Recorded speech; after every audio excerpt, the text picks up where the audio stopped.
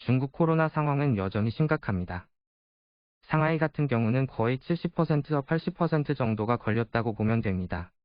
한국 언론과 다른 점은 사망자에 대한 이야기는 잘 들리지 않는다는 것입니다. 물론 실제로 보는 건 한계가 있으니까 틀릴 수도 있지만 분위기가 그렇다는 것입니다.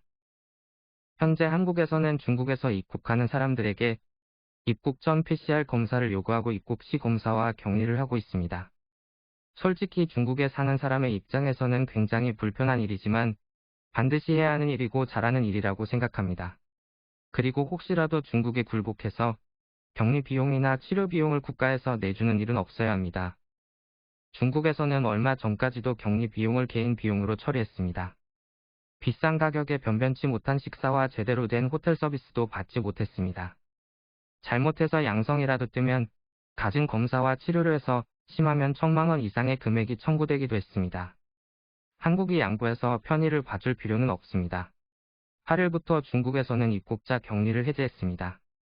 하지만 이것을 보고 상호주의라는 이유로 한국에서도 해제하면 안 됩니다. 의사들은 중국이 임상의 천국이라고 말합니다. 다양한 병적 증상이 발견된다는 말입니다. 간단한 예로 코로나의 새로운 변이가 생길 확률이 0.000001%일 경우 인구가 5천만인 한국에서는 0.5명이 걸릴 수 있지만 14억인 중국에서는 14명이 걸릴 수 있습니다. 어떤 변이가 한국에서는 생겨나지 않지만 중국에서는 생겨날 수 있습니다.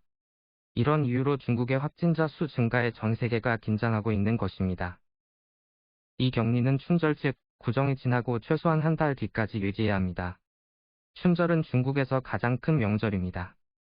보통 중국인들은 1년간 모은 돈을 춘절에 고향 집에 가서 다 쓴다고 합니다.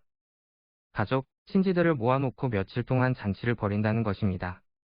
물론 요즘에는 중국인들도 돈을 모으는 분위기라서 덜 하기는 하지만 여전히 그 문화는 남아 있습니다.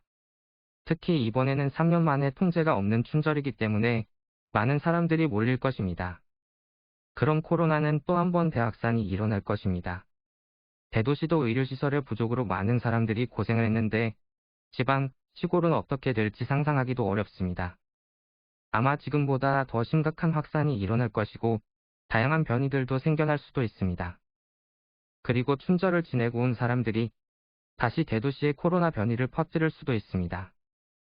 그럼 2차 대확산이 벌어질 것입니다. 그래서 춘절이 지나고 한 달 동안은 중국발 입국자들을 철저히 관리해야 한다는 것입니다. 한국에서도 설 전, 후 실내 마스크 해제 이야기가 나오고 있는데 중국의 이런 상황에서 성급한 결정이라고 봅니다. 최소한 중국이 어느 정도 정점을 찍고 꺾일 때 해제해도 늦지 않다고 봅니다. 시청자분들은 실내 마스크가 해제되더라도 마스크를 잘 쓰시면 좋겠습니다. 시청해주셔서 감사합니다. 구독과 좋아요 부탁드립니다. 정치소설이었습니다.